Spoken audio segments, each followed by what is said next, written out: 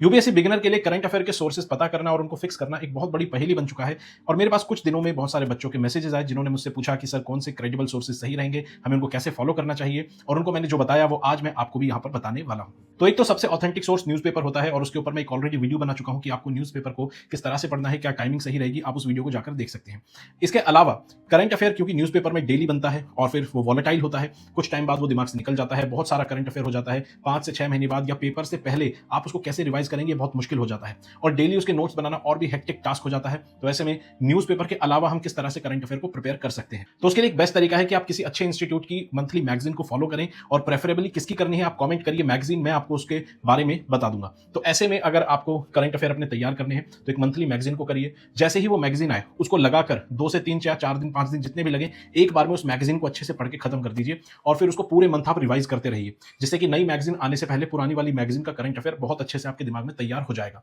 या फिर कुछ लोग इसको थोड़ा थोड़ा कुछ दिनों तक लगातार करते रहते हैं, जैसे 10 दिन 12 दिन 15 दिन तक थोड़ा थोड़ा करते रहते हैं, वो भी अप्रोच आप अपना सकते हैं। हालांकि दूसरी अप्रोच भी आप अपना सकते हैं और साथ साथ आप डेली करंट अफेयर्स के लिए न्यूज़पेपर के एनालिसिस देख सकते हैं या न्यूज़पेपर आपको जितना ठीक लगे उतना पढ़ सकते हैं, या फिर आप किसी इंस्टीट्यूट की वेबसाइट पे जाकर डेली करंट अफेयर को फॉलो कर सकते हैं। तो उसके लिए आप डेली करंट अफेयर आपका तैयार होता रहेगा और मंथली मैगजीन से उसकी भी रिवीजन हो जाएगी, साथ में मंथली मैगजीन की भी आप रिवीजन करेंगे तो आपका करंट अफेयर अच्छा चलेगा। और ये जो टास्क है स्टैटिक सब्जेक्ट के साथ इतना आप अच्छे से कर सकते हैं, डुएबल टास्क है, प्रोवाइडेड कि आप सबसे पहले पॉलिटी और इकोनॉमी को कवर करें, उसको खत्म करें, तो आपको न्यूज़पेपर और मैगजीन दोनों ज्यादा अच्छे से समझ आएगी। तो पहला टास्क भी मैंने आपको बता दिया है। हालांकि मार्केट में या फिर अलग अलग जगह पर आपको बहुत सारे अलग अलग सोर्सेज के बारे में जानकारी मिल सकती है, मैं वो सब डिस्कस नहीं करना चाहता क्योंकि बहुत सारे स्टैटिक सब्जेक्ट भी करने हैं और पेपर पूरी तरह से करंट अफेयर से आता है ऐसा भी नहीं है। तो हम एक बैलेंस एस्टैब्लिश करने के लिए मिनिमम ये टास्क हमें करना चाहिए। इसके अलावा दोस्त बहुत सारे तरीके हैं, जब आप करने लग जाएंगे पढ़ने लग जाएंगे तो कहीं पे भी फोन देख के कुछ भी खोल के सर्च कर सकते हैं, रैंडम सर्चेज से आप बहुत सारी चीजें सीखेंगे। लेकिन ये जो सिस्टमैटिक टास्क है ये आपको फॉलो करना ही होगा,